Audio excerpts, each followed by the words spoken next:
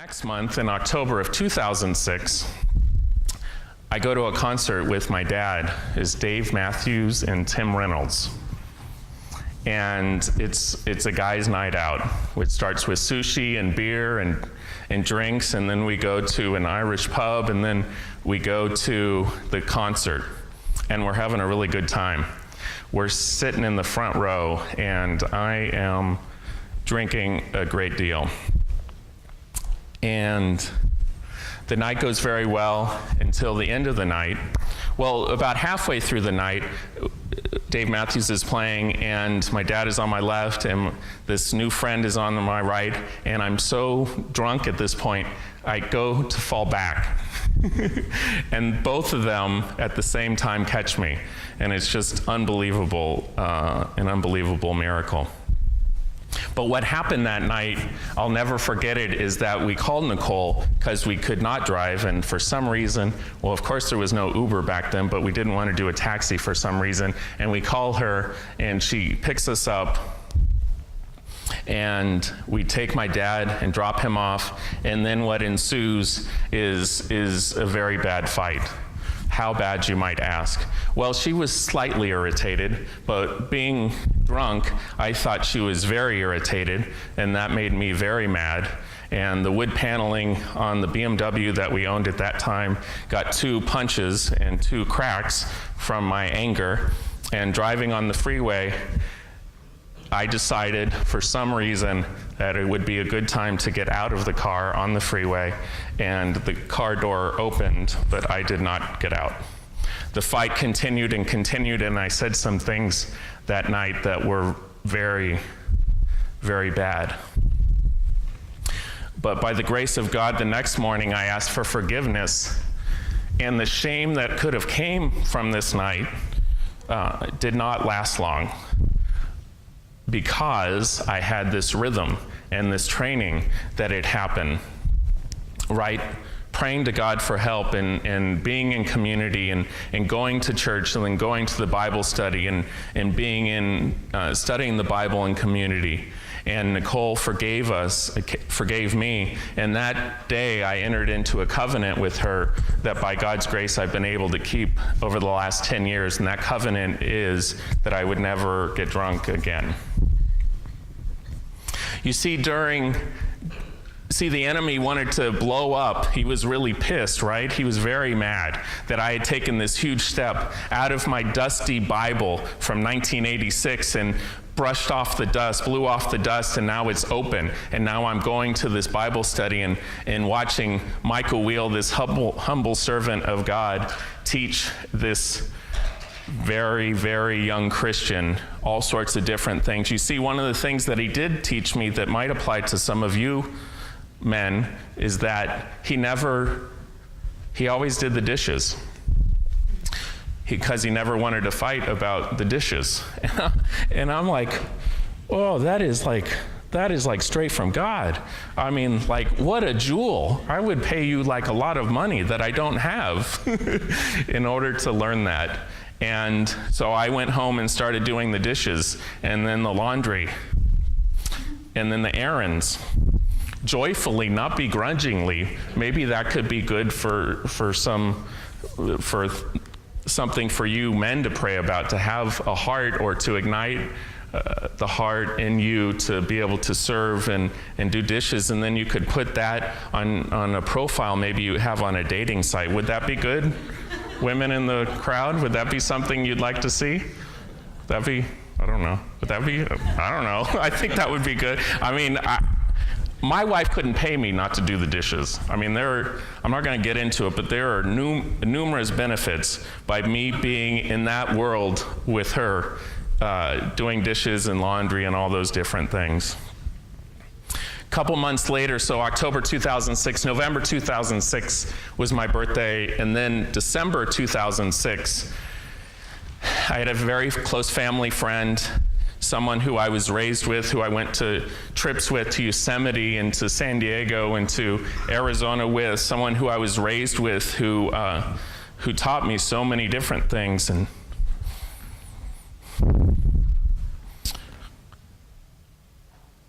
he I got this phone call in January of 2007 from my mom, and she told me the bad news that this uncle of mine, Uncle Mike, had a massive heart attack and had passed away.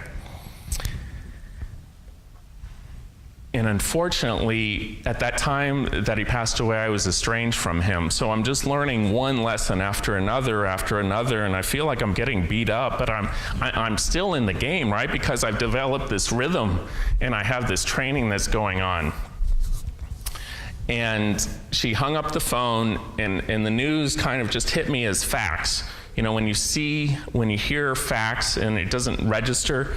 But then after I hung up the phone, within like 5 minutes, it was this tidal wave of emotion that just hit me. And it was uncontrollable sobbing and crying and pain based off of guilt and shame and regret, and just all bottled into one. And one of the things that I learned during this time was that calendar, although we feel, and sometimes we go about our days and about our weeks that we have calendar, that we're in control of our calendar and we have calendar on our side, we actually don't. We have no real control. And we saw that in the news this week with the young professor from UCLA who lost his life, and we saw it with the aging Muhammad Ali. We don't have control over when we go or when our loved ones go. And that's why I think it's so critical, and this calendar is such an important part of my life, and I hope it becomes an important part of your life, of how we can look at this part of our life that God has entrusted to us and attack it and have structure around it in order to plan better and to take advantage of every hour that we have that we're living here. Nicole, at the beginning, in January of 2006, was not going to church with me, was not going to Bible study. But isn't it a coincidence that after I started doing the dishes, then she starts coming? I like that math. It was November 2007, or it was October 2007, almost a year to the day after my dad and I went to this concert. And this time my dad was being dropped off at his boat, very small boat, don't think yacht or anything, very small boat, in San Pedro, the city of San Pedro. It's a port town in Los Angeles. He had been fighting with his wife, and they'd been married 22 years, and he just needed to go down there and blow some steam off and just be by himself. And one of the last things he said to Lana, his wife, my stepmom, was, "Don't worry about me, my phone is gonna die, but I'll give you a call." What happened was 24 hours passed, she didn't get a call from him. 48 hours passed, she got no call, and she started calling me saying, "What should I do?" And I explained to her, after she explained to me what was going on, that you should just give him space. So time passed. Now it's 72 hours, and then 96 hours, and just kept going on. And I finally called her, or she called me, and I told her, I said, well, I'll go down there and see if I could find him. And so I went down there. It was late at night after a long day's work. It was a very busy season for me. And I got to his boat. I'd never been there before. And the light was on in his boat, but the boat was locked. And I thought, well, light means life, and we're okay. I'm just gonna leave him a note. And then Nicole and I were going with some friends and clients up to the wine country. We're living in Los Angeles at the time, and we were going to the wine country with some clients.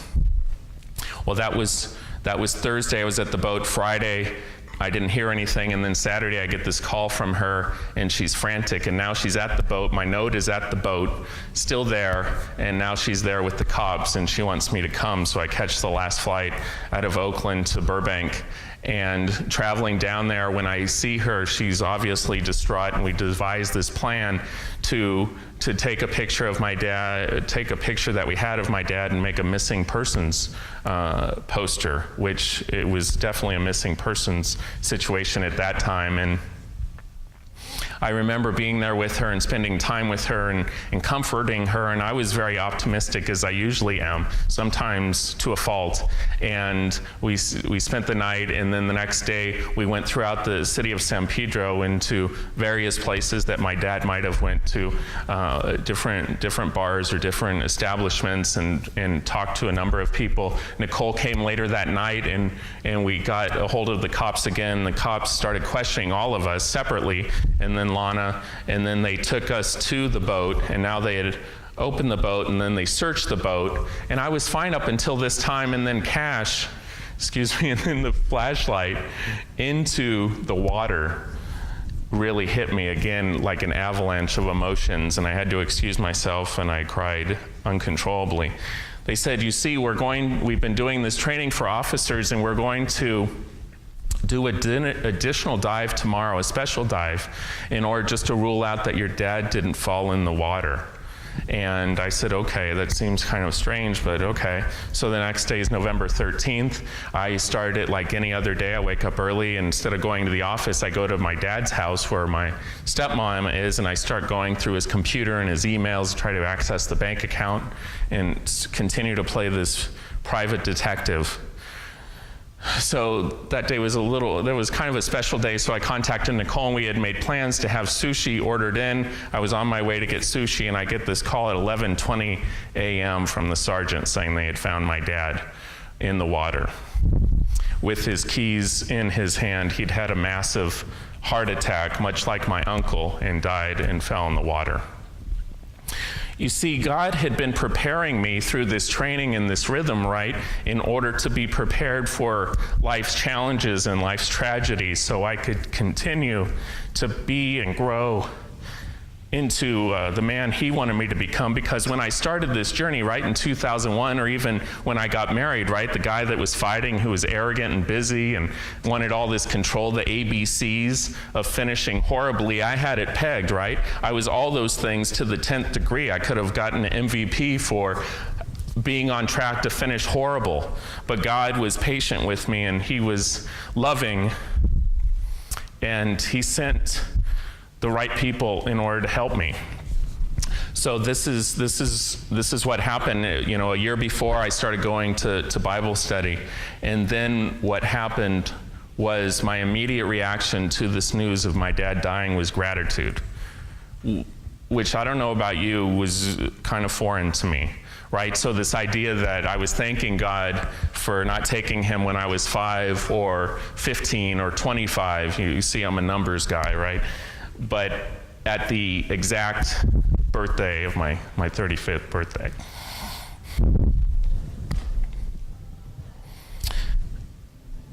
God is so good.